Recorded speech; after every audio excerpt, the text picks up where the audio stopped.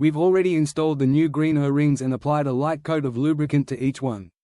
Lubricating the O-rings is an important step because it helps prevent them from twisting, tearing, or becoming pinched during installation. It also helps create a proper seal once the valve is back in service.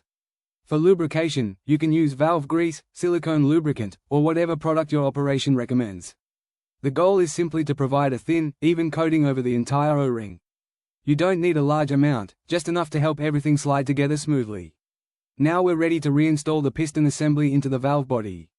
As you slide it into place, pay attention to how the O-rings are seating.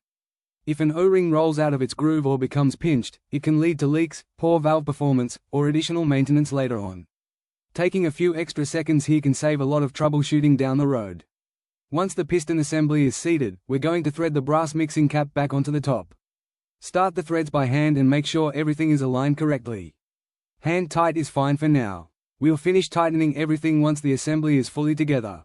Moving on to the next step, the trick is getting both sides of the assembly started evenly. Push both halves together while carefully engaging the threads. Starting everything by hand helps prevent cross-threading and reduces the chance of damaging any of the brass components. With the threads started, we're going to compress the spring and tighten the assembly using 2 adjustable wrenches. One wrench will hold the smaller fitting while the second wrench is used to tighten the larger side. Work slowly and keep everything lined up as you tighten the assembly. Once everything feels snug, stop and check your work.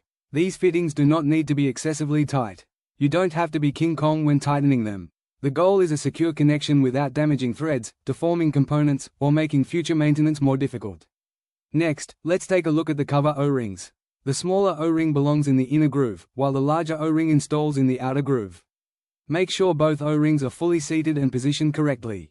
It's important that they don't cover any of the ports or holes located in the center of the assembly. Before installing any O-ring, always take a moment to inspect it closely. Look for cuts, abrasions, cracking, flat spots, tears, or any signs of wear. Even small imperfections can create sealing issues once the valve is operating under pressure. This O-ring is a little borderline, but we're going to continue using it for demonstration purposes. In a real-world maintenance situation, if you're questioning whether an O-ring should be replaced, it's usually best to install a new one. O-rings are inexpensive compared to the time required to tear a valve back apart because of a leak.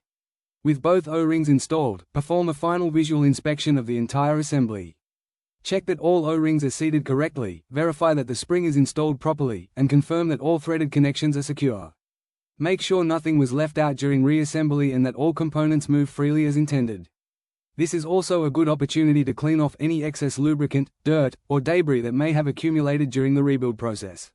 A clean valve is easier to inspect and helps you spot potential issues before the unit goes back into service. At this point, the rebuild is complete and the valve is ready to be reinstalled.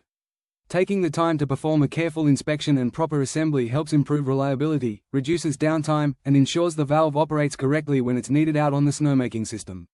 That's going to wrap up this rebuild. Hopefully this walkthrough helps you better understand the process and gives you a good reference for future maintenance. Thanks for watching, and we'll see you in the next snowmaking maintenance video.